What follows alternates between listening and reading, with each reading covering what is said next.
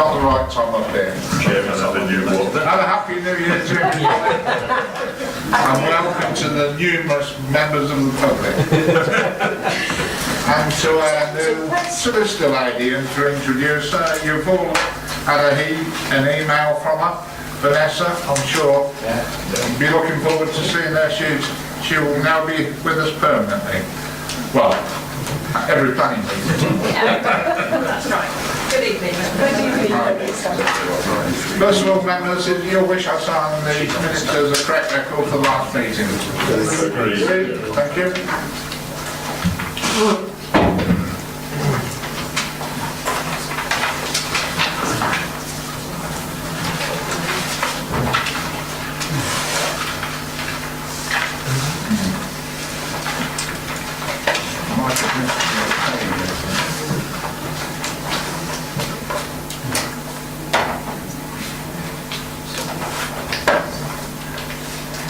Apologies for absence, please. Apologies received from the councillors Peter Matten, Ian Robertson and Malcolm Rowland, Chair.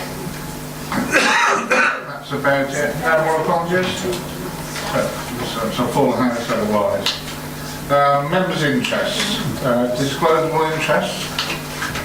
Right, I've got one. The application in Long Butley. You're aware I'm chairman of the parish council there. The developer on the application approached the parish council, wanted to speak to them, so myself as chairman of the parish council and the clerk met with the developer. As soon as we met the developer, I explained my treble hat role of this and the county, and I didn't want to discuss that kind of planning application. The developer wanted to put to the parish council that if the parish council removed their objection to the first application of their housing application, they would be willing to provide the 10 houses 40% affordable, plus give £10,000 to the parish council for items in the village. I put that to the parish council. The parish council debated it. I took no part at all in the vote. The parish council voted in favour of doing that. As a result, I can either sit here or walk out, but I'm going to walk out because I've never walked out before, so it'll be interesting to do. So that's my interest in that. Any other interests? Can I just ask a question about that? Yes, sir. 40%, what are the national, isn't that 40% of the national guidelines anyway for a certain measure? What is it? What is it? Okay. The officers can advise what that should be. What did it? Tell me the percentage term. The percentage terms is up to local negotiation. There's no set national... Through you, Chairman, it's not national, it's part of the local plan. So it's like 20, is it 25% in the town? In the town it's 25%. In the villages the threshold is 5 dwellings or more, 40%. The issue is the 5 dwelling threshold where we apply it, because nationally the government have indicated it should be 10. But we stick, our policy colleagues have advised to 65 on the basis that we have evidence to demonstrate local need, etc. Which we've had support on. And the other point of declaring the interest is the developer was interested in just getting rid of the land. Getting rid of the land so another developer would give them planning permission, but also they wouldn't have to provide necessarily, according to the new NPP, any affordable housing at all. Yeah, okay. Councillor. Yes, I live in Housing West. The last application is Housing West, and everybody in my village know everybody, so I know Dr. Burston, who is the applicant, but I haven't discussed with him because he doesn't live now anymore in the village. But I know him personally, like I know all the village, but I think I declare that, but it has no part to play. I'm sure it I doesn't. can vote. I know him as well, Councillor Irvington. Everybody knows him. Everybody knows him. Right, any other interests? No? Party whipping arrangements? None, Chairman. To the only member of the public, that means we don't get together on political grounds. and decide how we're going to vote before planning applications. I'm sure you're aware of that. Right, applications delegated or deferred. First of all, the application that on the agenda at Barby is now off the agenda at the applicant's request, so that's not being dealt with tonight. And the application at Daventry is now a delegated approval. The reason being the comments from the parish council were exactly the same as last time, with two were no different and two have been dealt with. So that's a delegated approval. Now, I feel we usually read this out to loads of people, but it's just you as a member of the public that you're going to listen to this. If the fire alarm bell rings, please go out the way you come in, neatly and tidily as possible. Please switch your mobile phone to silent. If not, it's £5 to the chairman charity if it's a naff tone, and £10 if it's a good one. Proceedings are being recorded. Speakers will have 3 minutes, so you'll be asked to finish if you don't finish after 3 minutes. That's the only opportunity you have to speak, so please don't interrupt during the rest of the debate. This next speaker is really applicable. No clapping, hissing, blowing, cheering, or standing up and waving your arms. I'm sure you won't do that, sir. And you'll see officers talking during the meeting. They will be trying to find out the answers to the points that speakers are making. Right? Well, in that case, we move on to the first application, which is in Longbury. So, Vice Chairman, you better come and take the seat while I walk out.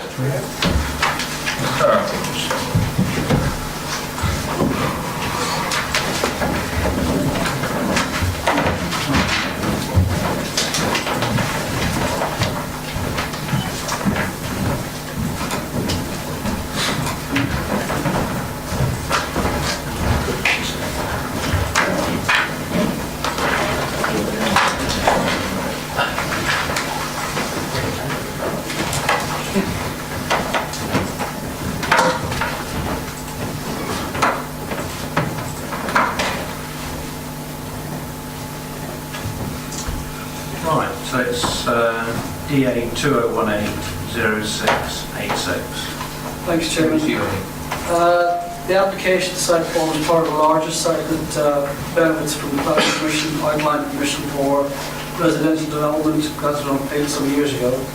As part of that scheme, the application site before us was originally intended to be a car park serving the railway station across the way.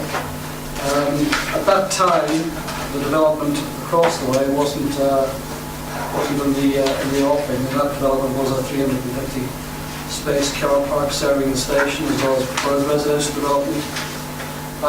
So basically the applicants are arguing that the need for a car park to serve the station has outlived its usefulness, and as part of the pre-application discussions approached officers to negotiate the scheme that's before members tonight, which is a 10-house scheme on that site. In our view, you'll see from the report, it has been subject to consultations. And in light of those consultations and the consideration set out in the report, we're recommending that the application be approved, Chairman, subject to Section 106 agreement to secure the items identified, including affordable housing. Thanks, Chairman. With a local member. Get out the door, Yes. So, Richard, sorry, Councillor Horgan, beg your pardon. Yeah, thank you. It's great that it's being resolved because, of course, affordable housing is important for our residents. I'm just a bit concerned about this £10,000, and I'm sure that I just want some reassurance that we are comfortable with that legally, because the original objection was policy R1, and then accordingly the £10,000 is offered to the parish, and they drop there. That it just doesn't fit. It just doesn't feel right. I'm sure somebody can tell me, that's absolutely okay. My understanding is, I think with hindsight, the parish council could have expressed their comments more in a better format. My understanding is that the concerns are with respect to mitigating the impact of development and provide improved or enhanced recreation facilities within the village. As far as we're aware, the case officer is comfortable with that those monies are helped to mitigate the impact of the development by way of enhancing existing recreation facilities or enhanced recreation facilities within the village. That's something we've done in the past, whereby new residential development comes in, we seek contributions towards the provision of open space or indoor sports facilities, admittedly on much larger developments. But in this particular case, we are reasonably comfortable with the contributions, provided the Section 106 is worded correctly, can be secured towards enhancing those facilities that exist in the village by way of contributing to the occupants of the development. I think just the narrative came across as like... Yeah, I think it could have been expressed in a much better format. Thank you very much. Councillor Bigsford. Yes, there is something about Section 106, and due to everybody knows where the council, Northampton County Council is, there is there, and we know the position of Longbuckby Library. Is there not a possibility that there is something on Section 106 for the Longbuckby Library? Because that seems to be completely out, and I think Longbuckby Library will benefit from the Section 106. Again, you see at page 27 of the report at the bottom, the comments of the County Council on the Infrastructure and Funding. They have not identified any requirement as a result of this development. Therefore, we don't consider that to be justified. Councillor Eden. Thank you. Yes, I've read it all and I've looked at the plans and that. I'm quite happy to go along with officer's advice, but there's one thing I would like to ask. On the very last planning layout, in connection with parking,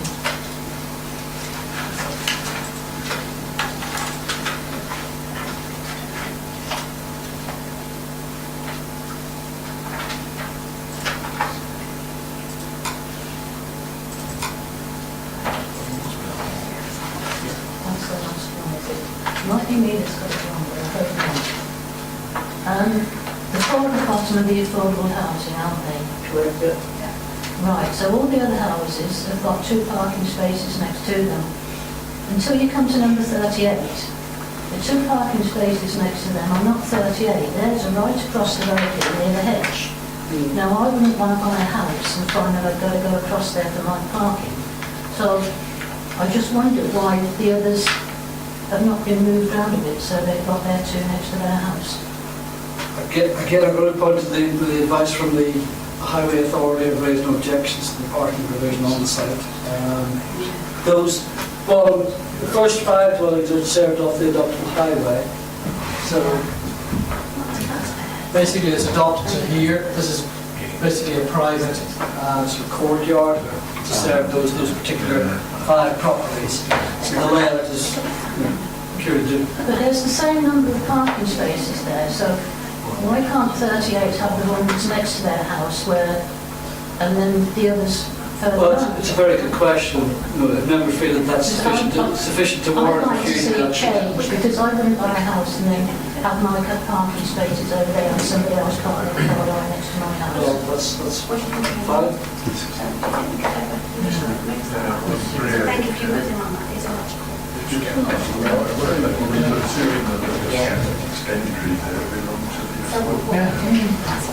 Well, it's for members to decide if they're happy to rely for the development, but to amend the parking layout. We can do it by way of conditions of the parking layouts.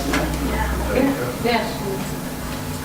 Yeah, I think that seems reasonable. Are you simply talking about the numbering of the parking spaces, or are you actually looking at physically Well, the altering numbers the... could be changed, yes. So to be, for everyone's benefit then, to be really clear, rather than as laid out there, you would want, so 137s is here, So Yeah, the ones that not are up to 39 should be, sorry, That would be 38. 138.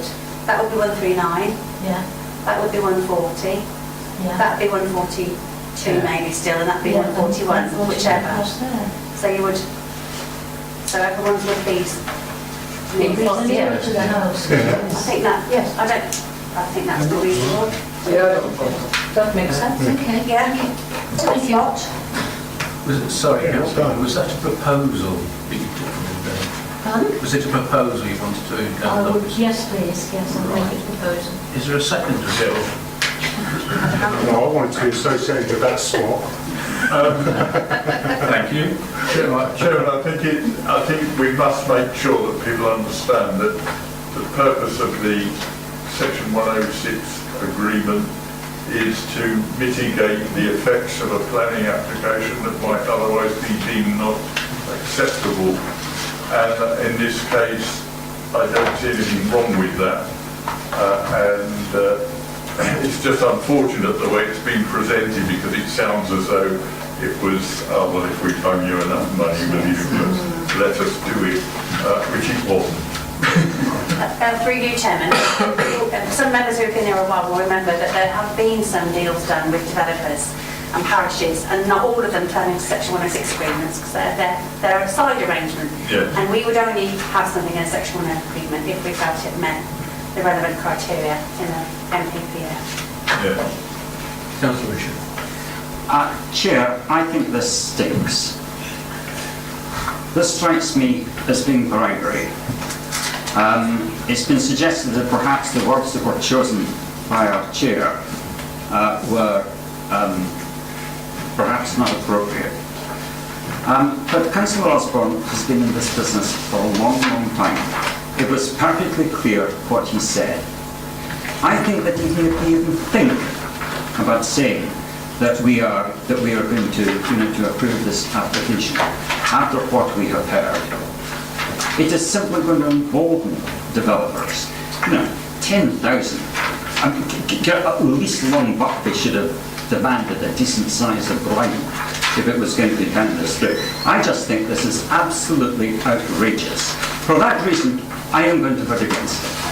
But if that reason were not there, the reason I would vote against it is it worries me. If this area was originally designated for additional parking at Long Buckby Station, which at the moment doesn't seem to be required, this is just along the road from where we are planning to build 3,500 new homes. The demands on Long Buckby Station are going to be hugely increased.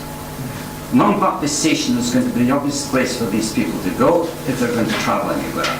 And I just think that we are cutting down on our options if we are going to allow building to take place on this area, which was quite sensibly put aside for parking. I just horrified at the way that this has come to this committee. Thank you, Councillor Richard. Councillor Wesley. Thank you, Chair. Yeah, I think some of my questions on the S106 have been answered. It was concerning me a little bit, this agreement with the parish, because as I understand it, the parish isn't the arbiter of what the S106 monies go towards, because that is the higher authorities. And so it just seems a little bit odd that we've basically gone along with what Long Buckby decided to do without any other thought around it. I am also concerned, and I've said virtually nothing, but it does worry me, as I was going to say similar things to Councillor Ritchie. We have got Daventry still under the auspices of expansion with all the new plans, with the current plans and the new plans going through. And you only have to. I was at Long Buckby Station the other week, and that car park is by no means empty at the moment. It is pretty well used, and we are building thousands more houses in the area. And we have got an opportunity here to actually keep Long Buckby as an enhanced station and maybe even an enhanced facility. Obviously, if there's no car parking there, it becomes more and more difficult. it is actually allocated to car parking. I do have reservations, although I do understand that yes, affordable housing is an important aspect as well. So I'm a little bit torn on that. But Thank you, Councillor. Can we just come back on that? Parking, I mean, as regards members have to determine the applications they see fit before them tonight. If they are uncomfortable with the 106 arrangements, particularly in light of what the parish council are saying, they can either choose to approve the application without and delete, strike out that requirement, with members, or they can seek further evidence to satisfy them that monies is justified and meets the tests. That leaves with the 106. In terms of the parking itself, at the time permission was granted an outline, which this small car park was provided, that was to serve, that was an added benefit in respect of that particular development. If members are concerned about parking provision at Long Buckley Station as a result of much larger development elsewhere, it was for those developers to satisfy members on meeting those demands as part of those applications. I think what I would suggest to you, you have to assess this application for you, which is a very small, relatively small development, and in the context of what's around there, i.e. lots more residential development and a very large existing station car park, we judge it to be acceptable on planning grounds. So that's as much as I can say. Yeah, I hear the concerns about accommodating for the future, but that is for future developments to demonstrate that they can do that and provide those choices and those demands as part of those developments. Thank you. I've got Councillor Chandler next. You were just doing the seconding, Councillor. So thank you. Just on that comment, so... Councillor James. Sorry. Thank you, Chair. Yes, when I first read through the officer's report, I started thinking along the lines that Councillor Ritchie was thinking about, and then I thought it over, and for affordable houses, contribution of about 20,000 total, and I did a few calculations on what the car park might be worth, and I came to the conclusion that maybe Buckley wasn't doing too badly as it is. The question of car parking, yes, when Churchford, if and when the Daventry Sewer is done, let's say 10 years down the line, there is going to be pressure, enormous pressure on that parking. Now I go to Buckley once a week, usually on a Thursday, and it was probably about 3/4 full in the morning last Thursday, but there were spaces there. It didn't what it used to be like in the old days. But I came to the conclusion, after thinking it over, well, if there is enormous demand for using Long Buckley Station, 10, 15 years time, we should need much more than 25 extra spaces. That would be a drop in the ocean. We would have to move to another piece of land for another very substantial car park. So, yeah, that's right. 25 parking spaces is neither here nor there. Long Buckley Parish Council seems pleased with this arrangement. We get an extra 10 houses, 4 of which are affordable. Everyone's a winner on this one if it goes through. So I'd be quite happy to support this. Thank you. Councillor Farmer. Thank you. It would be nice and comforting to know that there's other, dealing with this point about the train station, there's other land nearby that if, as an article was in there last autumn about accessing a growth fund that might see this area going to, is it another, the population Daventry should move to 100,000, I remember reading. If that happened, Long Buckley would be the main station for those 100,000 people. And yes, thank you, I was going to be really useful to look at it from an aerial perspective. Then it's all very well looking at planning applications in isolation, but then we shouldn't scratch our heads in sort of 20 years' time and wonder why there's complete chaos. If we could zoom in on the train station, would that be possible?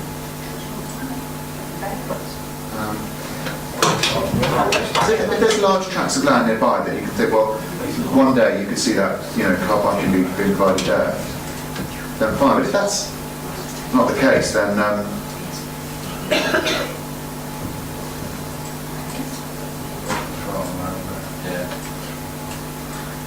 And you could go up Yeah. multi-storey. That's a housing estate. Yeah, so this is, Chairman, it's for members to determine the applications before, As it not is. just sort of sit and think what may happen. it's just sort of saying the context, isn't it? No, that's a matter for planning policy, for the council as a planning authority to adopt local plans to guide the future development of your area. What you're being asked to do tonight is to judge this application on its merits against the existing planning policies. What I'd have to say to you is if members are minded to refuse the application on the grounds that the loss of the car park, then you need to provide evidence as to why there isn't any why there's no capacity for station car parking in this immediate locality. So that's the sort of evidence you have to be looking at to resist housing development on this particular site. And you would have to weigh that against against the government's clear desire to promote housing development. So what you would be saying is the loss of 25 car parking spaces that may or may not serve the station car park is much more important than the delivery of 4 affordable housing units and 6 market housing units in a village which is in a sustainable location, good access to rail connections, road networks, etc., etc. So that's fundamentally what you seem to be saying. But if that's the case, fine.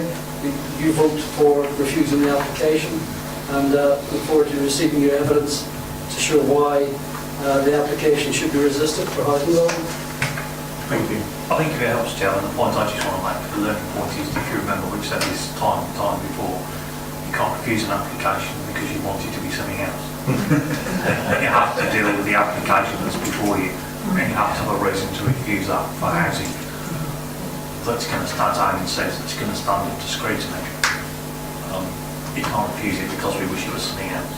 I've got 2 more, which is Councillor Organ first of all. Yeah, and then I think Councillor. the car parking issue is it's a bit of a red herring, really. We need the housing now, and we may need the car parking in the future. So I think that was good counsel to focus in on this application. But I just go on Councillor Ritchie again, and that initial. I know I spent time in law enforcement, and you get this gut feeling about something. But make it clear, we are quite happy that based on what Councillor Osborne said, there is not suspicion that any form of corruption has taken place. If there was a feeling that corruption had taken place, should we not have that just looked into? I don't know whether that's even a planning reason, but I'm just wondering whether we are totally satisfied. Through you, Chairman, you are perfectly entitled to decide what goes into a 106 agreement. Right. What we're saying to you is that to mitigate the impact of this development, a sum towards enhancing local recreational facilities is a reasonable thing. If you're not comfortable with that in light of what the parish councillor is saying, then you're perfectly entitled, as I've said before, to either strike that out of the 106 or to seek evidence, or to give officers the delegate powers to pursue evidence, ensure there is evidence to justify the sums being sought. Yeah.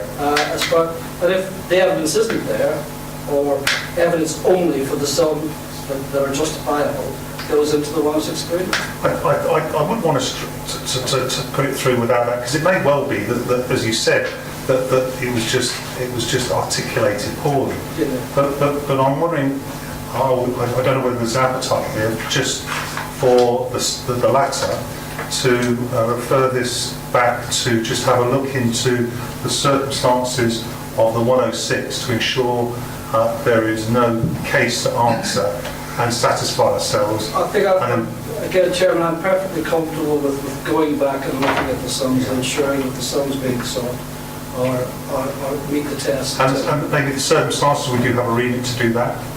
Well, again, I think it's for planning committee through the chairman to decide whether or not they're happy to delegate that authority to officers as part of the negotiations of the 106 agreement, or whether or not you wish to defer it and come back to committee. Again, the negotiations on the 106 agreement usually do take place outside of sort of committee remit. If the committee are satisfied that something should go towards enhancing local facilities, and that those sums are justifiable, then that can be delegated to officers. I would have said. Just through you, Chairman. Please sort of finish that one. I mean, this would have been a delegated approval, but for the fact that Section 106 is required, and under the scheme of delegation, only planning committee can give us authorisation on the heads of terms for Section 106. Yeah. Officers are satisfied with what they've got. If there was any worry that there was something unorthodox or corrupt going on, this wouldn't be on the agenda. That would be investigated. We would not be putting it before members if we had concerns. If, however, you have concerns, as Eamon has spelled out, there's a process to dealing with that. But the lawyers have looked through it. All right, so it's been through legal. And like I say, the Section 106 is Section 106 is drafted and with the applicant's solicitors. Yeah, so it's good to rock and roll. It's not even at the early stage. Check. Can I just address legal? So you're quite happy there is no prima facie case of any hints of corruption with regard to the way this money's with regard to the withdrawal of the objection on payment of £10,000? Well, I think the difficulty with that is that I wasn't at the meeting where that decision was made. The clerk to the parish council has, as everyone would agree, has represented what happened in that meeting in a very uninformed manner, and clearly the wording would cause concern, but I wasn't there. I can only suspect that if there was the slightest suggestion that deals were being done under the table, our own chair would have made that very clear.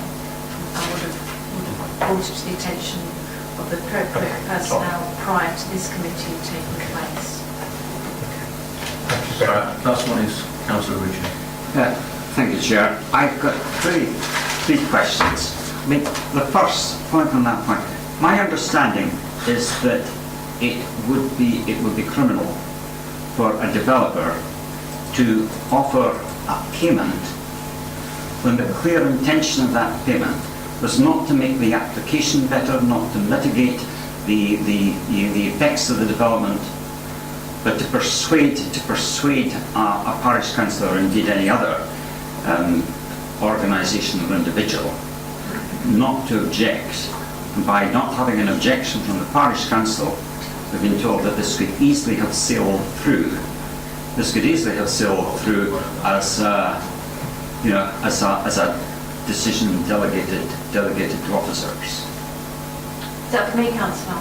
Are you addressing? Well, if I can put it there, I assume that it would be a criminal offence to attempt to offer money when the intention was to seek a deal on whether a parish council was going to propose a development or not. I mean, my understanding from what Councillor Osborne told us, that the offer was made effectively on condition that there was acceptance of the parish council of the application. Well, I'm going to reiterate, nobody in this room was present at that meeting, so we cannot speculate on how they came to the agreement. What's been put before us is that the benefits of the contribution outweigh the concerns of the parish council. Any corrupt activity taking place would clearly lead possibly to an investigation. but we weren't there and we can't say, and I will not speculate on what. Look, I understand that you will not speculate. I understand that this committee is not going to take this same view as myself. But to me, there's something about that that absolutely stings. My evidence is simply what Councillor Osborne told us, and he wasn't obliged to give us that amount of information on the discussion that he had. But I thought that we were told fairly clearly what had happened. Now, my second point really follows up right that question raised by Councillor Arger. We need more affordable houses, and we need them now. We don't need more parking at the station now. But that goes back to an earlier point I made, and I think that Councillor Frost made too. When it comes to the time that you need more parking or you need more space at the station, I assume there'll come a time that if more are using the station, it will be a bigger station altogether. By the time that you need a bigger station, you will find that you have built over the opposite places for putting houses. If they're intent on building another 10 houses, then put it somewhere else. Now, my final question was talk about the space would have been sufficient to provide 25 parking places. Now, it strikes me it's going to provide, 10 houses. In many cases, 2 parking places per house, or I would say 15 parking spaces are built into that plan. Are you really saying that in the space that would be occupied by 10 houses and their gardens, you could only fit in another 10 parking spaces? It just doesn't seem to make sense to me, but I'm grateful if you could clarify.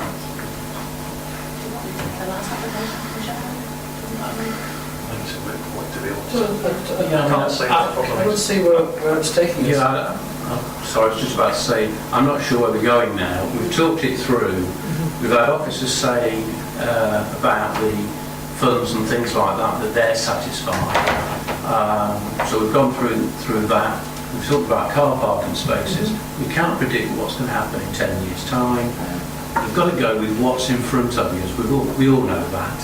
So my proposal now is, we've had a proposal from Councillor Eden to accept officers' advice, seconded by Alan Chandler. I'd go to the vote. Was it the revision first to do? Yeah, the revision was the basis of the proposition. Yeah. So that is, it's Councillor Eden's proposal is to go with officers' advice subject to the tweaks to the car parking space numbering. If I might through you, Chairman, corruption would ordinarily be evidenced by somebody getting some sort of personal benefit. Clumsily worded though it may have been, the PC have been pretty upfront about what's happened. There's been a meeting of the parish council with the developer. This is fundamentally how developers negotiate with parish councils. I mean, the fact is that parish has been very upfront with how that's panned out. But this is what happens. If we hadn't believed that was, I mean, we know that happens. Sometimes that ends up in Section 106. Sometimes that ends up with deals that are literally done between the developer and the parish. They have like a side deal. I can remember plenty of planning applications where that's been negotiated. Those that have been around long enough will remember quite a few related to wind farms. It's not, that is what happens. It's known, it's out there. It wouldn't be before you if we didn't believe it was. That's a usual type of contribution to mitigate the impact of development on the 10-house development in a village. So, to go back again, proposal from Councillor Eden, seconded by Councillor Chandler. Those in favour of accepting officers' advice? 1, 2, 3, 4, 5, 6, 7. Those against? 1, 2. 2. Must be an abstention. Abstain, please. And 1 abstention. I just can't get rid of the figures. Thank you. No leave us. Let's move on. No, I'll get it. No, I'll get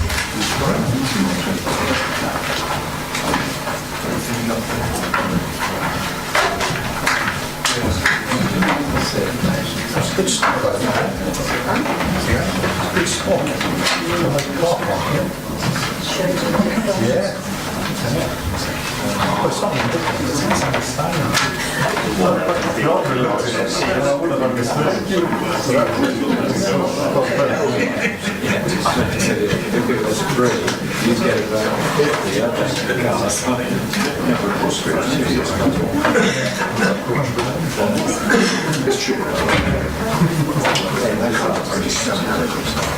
Right, good evening and well again.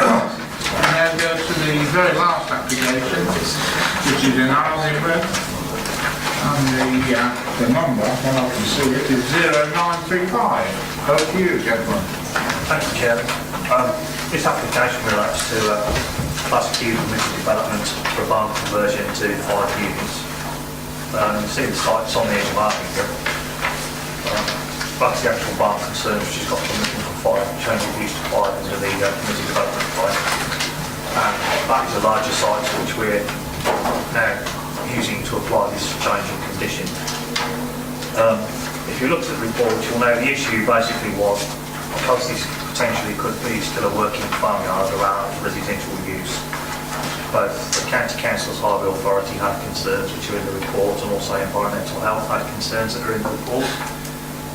So when we granted the original Class Q, we put a condition on to say that it should be restricted to agricultural workers only, on the basis that maybe they were going to be living in the middle of a farmyard. But the applicant has come back and said, well actually, any sort of nasty agricultural use like livestock and manure, etc., goes with that, he's not going to be there. And on that basis, they'd be happy to make that a condition of the Class Q now. So, on balance, we've decided that, yeah, we think that's probably a better way forward. So, rather than have it, that they've all got to be used as agricultural occupancy dwellings, we can have the condition that no livestock will be kept on the farmyard site afterwards. The other thing I've spotted actually, condition 1, as you'll see before you, says development should be begun before 12th of July 2021, which was 3 years from when the permission was granted. But actually, Class Q, the condition that should say is you're required to complete the development within 3 years. So the wording on that actually needs to be changed as well to say shall be completed by the 12th of July 2021. But apart from that, Chairman, nothing else to add at this time. Thank you, Keith. We have a speaker who is the agent, Mr. Brampton. Indeed, thank you, Chairman. Just 2 very brief points, Chairman. One, I wanted to respond to the comments from the Parish Council. The Parish Council suggests that there should be a condition retained for agricultural workers on this conversion. And the 2 points that I wanted to make, Class Q, as Keith has just referred to, allows for the change of use of agricultural buildings to dwellings, subject to certain limitations, none of which are that, as a matter of general principle, they should be restricted to members of the agricultural workforce. And secondly, the comment in the report is that the condition should be there to preserve the rural identity of the village, and with the greatest respect, I would suggest that's not necessary to achieve that purpose.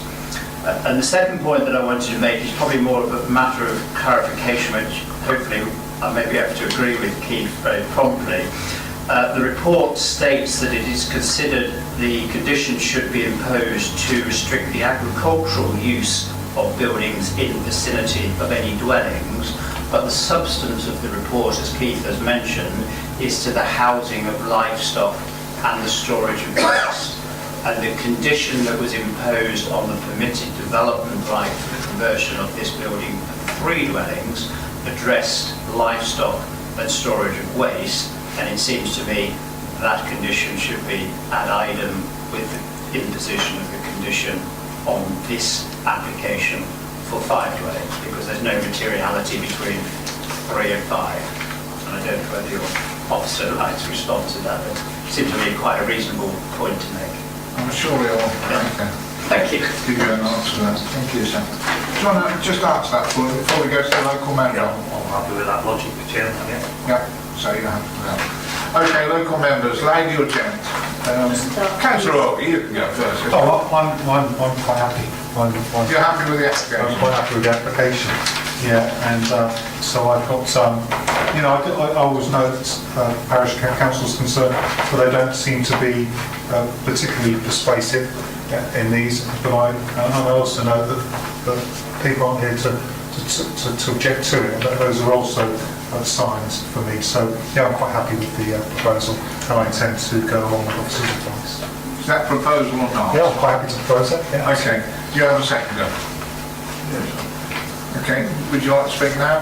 Yeah, briefly, Chairman, just to say that I wanted to agree with the comments that have been made so far, that restricting the occupation to agricultural workers doesn't, in my view, contribute more to the rural nature of the community than just letting anybody live there. Councillor Daventry. Yes, because it's my village. My parish is doing quite a great job, so I do think some comments were a bit harsh. Now, what is true in that application, there has been so many, and that is why I would like to defend the parish. And we say the officer might agree with the parish.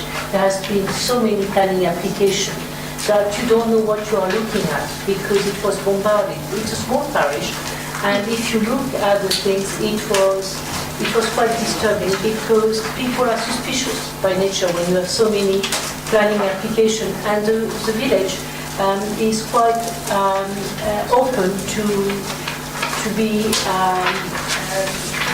housing was. It's quite a nice village. But there have been so many planning applications that they didn't know what they were looking at. And I think that was the issue. They were not concerned. And when I looked at the planning application and the officer I was very concerned about the red line because in one application it was just on the three little in the corner, and this one is the biggest line. So I am happy with the officer recommendation, providing we all understand it's under permitted development and that red line is under permitted development and not become a development site for housing, because that is outside of the confines of the village. And also, I think the officer was absolutely right to have a condition in the first instance that it was restricted to people who had to deal with agricultural, because the yard was still could have been operational, and if when people do not lose that would have been the drive, and it would have been unfair for people to have to cross a working farm at a time in order to have the building. So providing that it is under permitted development, that and in fact where I'm a bit concerned, I thought it was 3 houses and now we have 5. So I thought it was 4 streets, so we have 5. I would rather have the 3 houses before instead of 5. And the houses will stay as they are. It's a transformation of that barn. I think the parish will be happy for clarification and the end of all those requests on permitted development. And I think that is what the parish objects the most, that they didn't know what was going to happen to that site due to the number of permitted development that were asked, and especially create a great concern because at one point we had a nursery, which we already had a nursery opposite, and people where the parish were very puzzled. So that's all what I have to say. So can I have clarification? Is that for 5 dwelling, and was it before for 3 dwelling, or I am mistaken? Yeah, the government changed the legislation last year. They allowed 2 extra dwellings. Yeah. So basically, what was 3 can now be 5. Yeah. So that's where that comes from. Exactly. As regards the number of applications, to be fair, I mean, anybody can make as many applications as they want on any piece of land, really. I mean, the only time you might even consider stopping somebody making a planning application is if they've lost an appeal in the previous 2 years. Yes. And even then, the legislation says if they've tried to overcome any reasons for refusal, they should be given the benefit of the doubt and allowed to resubmit. So the fact that there's been lots of applications, I think, in recent times, It's partly simply a reflection of the fact that there's probably been a change of ownership in the buildings anyway, but also the fact that the government has clearly brought in community development for agricultural buildings that wasn't there before. Yes. Because obviously, up until 1998, they were effectively agricultural Yes. related applications. Since then, they've been for changes of use or Yeah. prior approvals. But that's only using the new legislation, if you Yes. like, that's been brought forward by the government. So, to be fair, I don't think we can really use that as a reason to be concerned, if you like. People are just using new options available to them through planning legislation. But what I was saying, it doesn't make it simple for the village, especially a small village, when they have a yard like that. And at the moment, I think they is planning another 20 units. So what they said is they don't know what is the vision, and because we have the village would like to know a bit more about the vision. And that is what, so I know that Mr. Frampton is in the room, and I'm sure he will try to tell Mr. Burston that is what the village is more concerned. If we had a good vision and everybody is quite laissez-faire in nothing worse, providing we think that it is for the advantage of everybody and we are not playing too much the system, as you said, change of law and suddenly you have another application that is what it is, and everybody has a right to do so. But I just wanted to air my feeling for the applicant to understand what the parish is trying to achieve. Thank you. Thank you, Councillor. Well, we have a proposal the application be approved, which has been seconded. All those in favour, please show. 1, 2, 3. Unanimous. The application is approved. Thank you for turning out tonight, ladies and gentlemen, members of the building.